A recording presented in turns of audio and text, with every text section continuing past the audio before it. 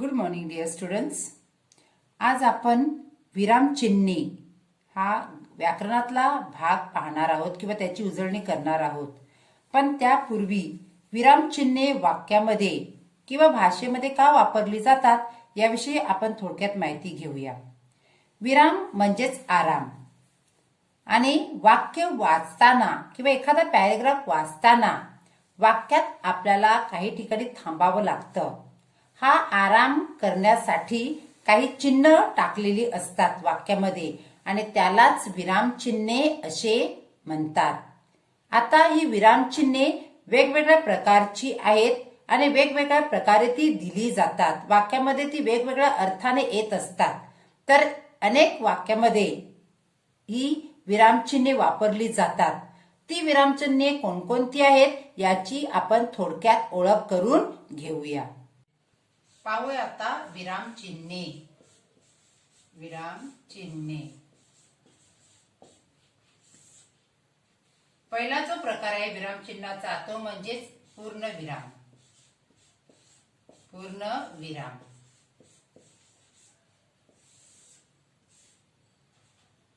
हा पूर्णविराम केव्हा दिला जातो तर जेव्हा एखादं वाक्य पूर्ण झालं असेल तर त्याच्या शेवटी हे पूर्णविराम चिन्ह वापरलं जातं. जसं उदाहरण बघा आता याचं. मोटार धावत होती. मोटार धावत होती. आता हे एक सिंपल सेंटेन्स आहे त्यामुळे याच्या शेवटी काय येणार आहे तर पूर्णविराम. म्हणजे माझं वाक्य संपलेलं आहे हे दाखवण्यासाठी मी या पूर्णविरामाचा वापर केलेला आहे. तर पूर्णविराम हे वाक्याच्या शेवटी जेव्हा वाक्य पूर्ण होते तेव्हा टाकलं जातं. त्याचप्रमाणे हे पूर्णविराम हे जे चिन्ह आहे हे एखादा शब्द अर्धवट लिहिला असेल म्हणजे थोडक्यात बघा उदाहरणार्थ आता समजा पु ल आणि देशपांडे हे नाव आहे. ओके. आता पु ल म्हणजे पुरुषोत्तम पण पुरुषोत्तम पूर्ण लिहिलेलं नाहीये तर पु नंतर मग काय येणार हा डॉट येणार. त्याच्यानंतर लक्ष्मण ल नंतर डॉट येणार आणि नंतर देशपांडे. तर अशा प्रकारे जेव्हा एखाद्या नावाचं शॉर्ट फॉर्म संक्षिप्त म्हणजे शॉर्ट फॉर्म केलेला असेल आपण तर त्या शॉर्ट फॉर्म लिहिलेल्या अक्षराच्या पुढे हा पूर्णविराम दिला जातो किंवा हे चिन्ह टाकलं जातं. तर पूर्णविरामचा वापर एकतर वाक्य पूर्ण झाल्यानंतर शेवटी केला जातो किंवा मग एखादा शब्द संक्षिप्त मध्ये लिहिलेला असेल शॉर्ट मध्ये तर त्या अक्षराच्या नंतर या वाक्याचा या चिन्हाचा वापर केला जातो. दुसरं जे आहे ते आहे अर्धविराम. दुसरं आहे अर्धविराम. आता या अर्धविराम चिन्हाचा वापर वाक्यात केव्हा केला जातो तर अर्धविराम जेव्हा दोन छोटी वाक्ये जोडलेले असतात उभ्याने तेव्हा त्या अर्धविरामचा वापर केला जातो. जसं आकाशात काळे ढग जमा झाले. आकाशात काळे ढग जमा झाले. आता इथे येणार अर्धविराम. पण पाऊस मात्र पडला नाही. पण पाऊस मात्र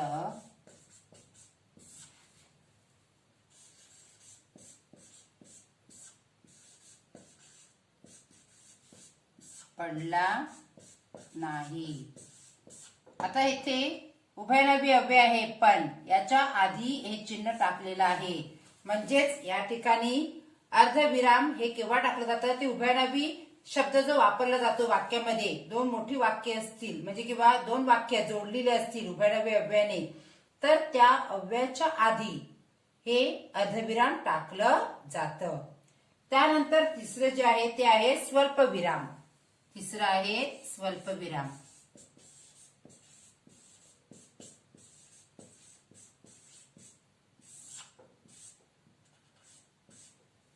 आता हे स्वल्पविराम म्हणजे ज्याला आपण कॉमा म्हणतो किंवा ज्या चिन्हाचा उपयोग आपण एखादा सारखे म्हणजेच एकाच प्रकारचे अनेक शब्द असतात त्या शब्दांच्या नंतर वापर केला जातो किंवा मग एखाद्याला आपण हाक मारतो जेव्हा किंवा त्या नावाच्या नंतर ह्या स्वल्पविरामाचा वापर केला जातो.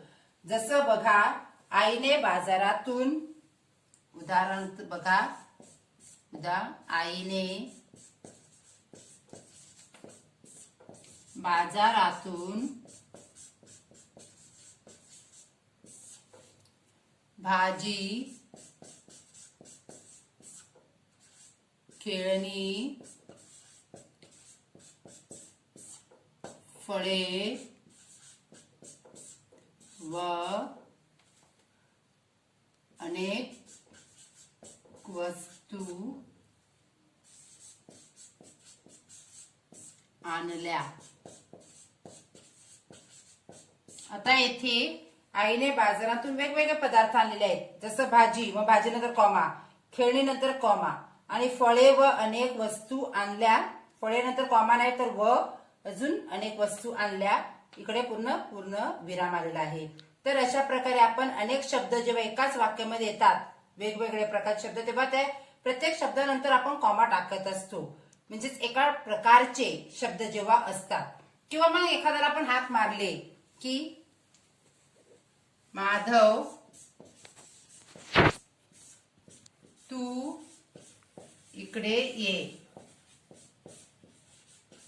तर ह्या वाक्यामध्ये माधव याला हाक मारलेली आहे त्यामुळे माधव नंतर कॉमा आलेला आहे. तर अशा प्रकारे स्वल्पविरामाचा वापर हे वाक्य मध्ये जेव्हा आपण वेगवेगळ्या प्रकारचे शब्द बघतो, असे एकाच प्रकारचे म्हणजे पण वेगवेगळे शब्द, तेव्हा तिकडे कॉमा टाकत असतो. किंवा मग एखाद्याला हाक मारायची असेल तर ते हाक मारल्यानंतर त्या शब्दानंतर कॉमा टाकत असतो. तर यालाच काय म्हटलं जातं? स्वल्प विराम. आता बघूया पुढचा प्रकार. आता पाहूया पुढचा प्रकार. पुढचा प्रकार आहे प्रश्नचिन्ह. पुढचा प्रकार आहे प्रश्नचिन्ह.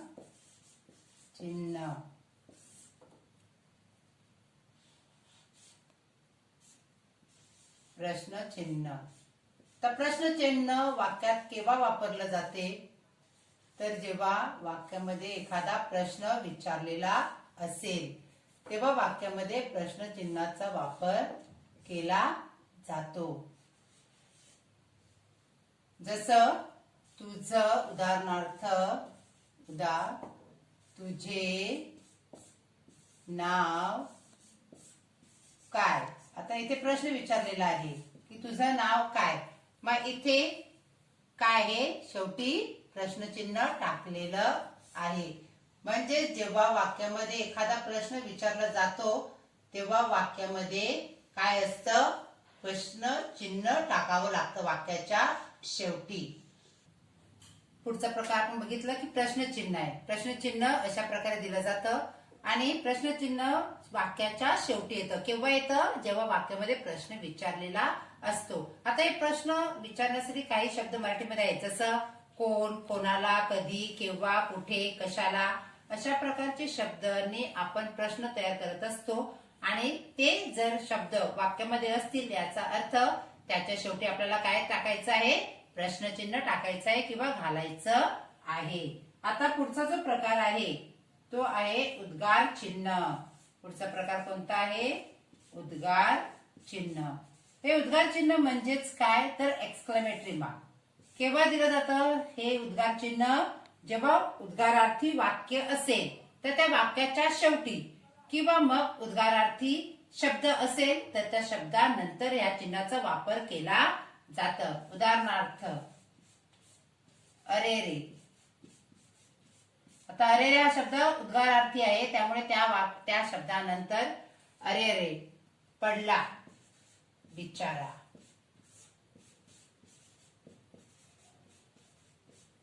आता इथे काय आहे?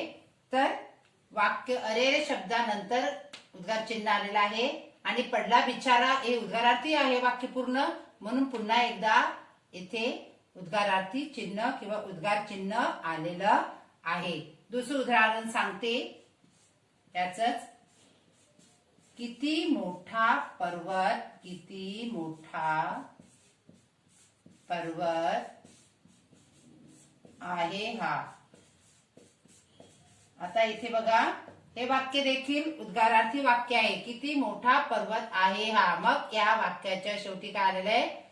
उद्गार चिन्ह आलेलं आहे. तर जेव्हा एखादा उद्गार चिन्ह वापरायचं असेल तर त्या वाक्यामध्ये काय आवश्यक आहे? उद्गारार्थी शब्द किंवा मग ते वाक्य पूर्ण उद्गारार्थी असायला हवं. जर तसं असेल तर त्याच्या शेवटी तुम्ही उद्गार चिन्ह असं देऊ शकता.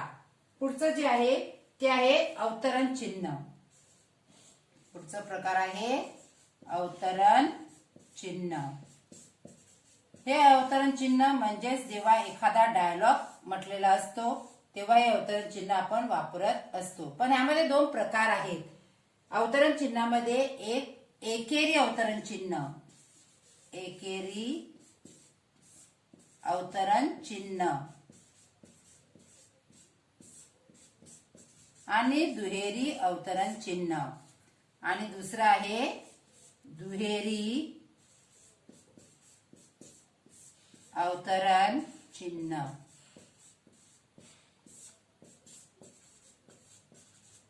एकेरीमध्ये सिंगल असतं आणि दुहेरीमध्ये अशा प्रकारे डबल चिन्ह येत असतं. आता हा एकेरी अवतरण चिन्हाचा वापर कधी करायचा आहे? तर एखादा वाक्य तुम्हाला जर दाखवायचं असेल, लिहायचं असेल, ते महत्वाचं असेल किंवा एखादा शब्द महत्वाचा असेल आणि तो तुम्हाला दाखवायचा आहे की तो महत्वाचा आहे, तर तिथे एकेरी शब्द या चिन्हाचा वापर केला जातो. जसं लेखकांनी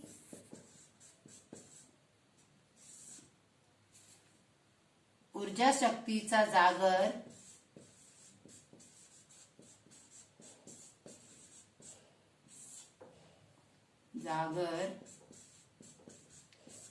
हा पाठ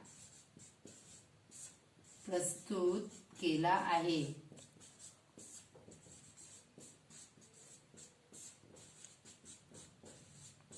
आता इथे ऊर्जा शक्तीचा जागर हा इम्पॉर्टंट शब्द आहे. दुसऱ्या शब्दांपेक्षा, वाक्यातील इतर शब्दांपेक्षा हा महत्वाचा शब्द आहे आणि त्यामुळे हा शब्द तुम्ही एकेरी चिन्हामध्ये टाकू शकता. किंवा मग वाक्यामध्ये आलेलं लेखकांचं नाव, जसं जॉर्ज लोपिस यांनी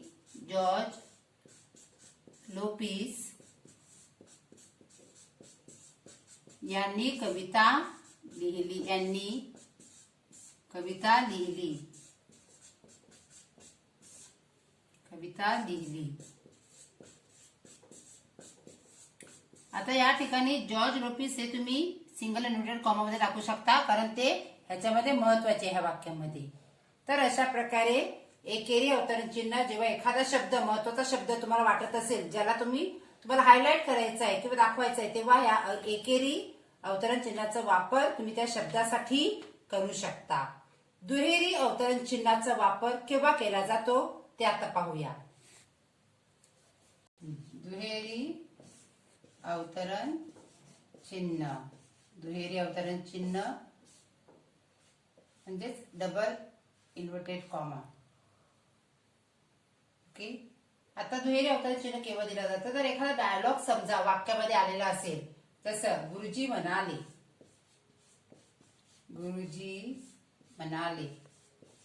आता गुरुजी म्हणाले नंतरचा जो डायलॉग आहे तो गुरुजीने सांगितलेला डायलॉग आहे, म्हणून तो डबल इन्व्हर्टेड कॉमा मध्ये असं येणार.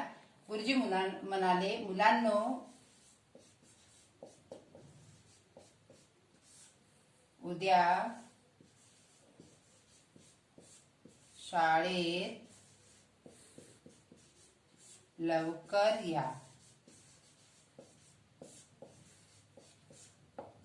आता हे वाक्य संपलेलं आहे इथे, त्यामुळे आता शेवटी काय टाकणार आपण? डबल इन्व्हर्टेड कॉमा कम्प्लीट करणार. इथे सुरुवात केली, इथे संपलेलं आहे. या दोन्ही चिन्हांमध्ये जे वाक्य आलेलं आहे ते गुरुजीने जे सांगितलेले ते वाक्य आहे, म्हणजेच गुरुजींचा तो डायलॉग आहे किंवा त्यांनी बोललेलं वाक्य आहे. त्यामुळे ते संपूर्ण वाक्य आपण डबल इन्व्हर्टेड कॉमामध्ये टाकलेलं आहे. आता हे डबल इन्व्हर्टेड कॉमा कम्प्लीट करताना पहिल्यांदा पूर्णविराम आतमध्ये आलेला आहे आणि त्याच्यानंतर डबल इन्व्हर्टेड कॉमाला टाकलेला आहे. म्हणजेच डबल इन्व्हर्टेड कॉमा टाकत असताना पाहायचं आहे की वाक्य पूर्णपणे पूर्ण झालेलं आहे आणि त्याच्यानंतर मग काय करायचं आहे तर इन्व्हर्टेड कॉमा कम्प्लीट करायचा आहे. तर अवतरण चिन्हामध्ये आपण बघितलं एकेरी अवतरण चिन्ह आणि दुहेरी अवतरण चिन्ह.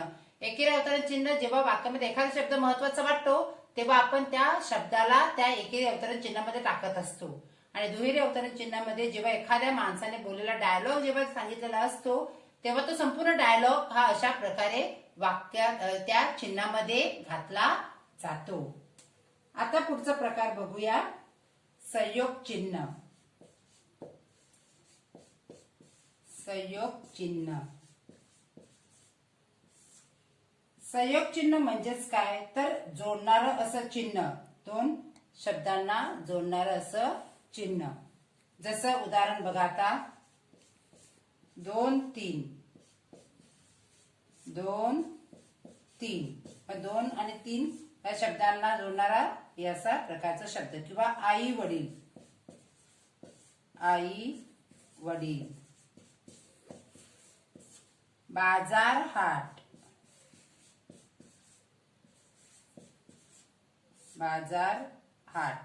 अशा प्रकारे दोन शब्दांना जोडणार असं हे चिन्ह म्हणजेच त्याला संयोग चिन्ह असं म्हटलं जातं. त्यानंतर आहे दंड चिन्ह. दंड. आता दंड मध्ये दोन प्रकार आहेत, एकेरी दंड, एकेरी म्हणजेच सिंगल लाईन अशी आणि दुहेरी म्हणजेच डबल लाईन. आता ह्या चिन्हाचा वापर जास्त करून कवितेमध्ये म्हणजेच अभंगामध्ये, अभंगाच्या ओवी जेथे लिहिलेल्या असतात तेथे केला जातो. जसं एखादी ओळ आता समजा असेल, तुमच्याच पाठ्यपुस्तकातली एक ओळ सांगते, अग्नी माझी पडे बाळू. आता ही पहिली ओळ आहे, ही कंप्लीट झाली आहे. त्याच्या मागे खाली काय आहे, एकेरी दंड चिन्ह वापरलं. त्यानंतर दुसरं आहे माता धावे कनवाळू.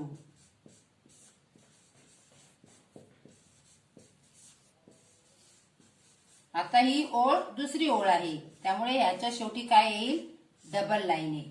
म्हणजेच अशा प्रकारे जेव्हा ओळी संपलेली आहे किंवा ती ओळ पूर्ण झालेली आहे हे जेव्हा दाखवायचं असते तेव्हा पहिल्या ओळीच्या शेवटी 1 आणि दुसऱ्या ओळीच्या शेवटी 2 अशा प्रकारे एकेरी आणि दुहेरी दंड चिन्ह वापरलं जातं.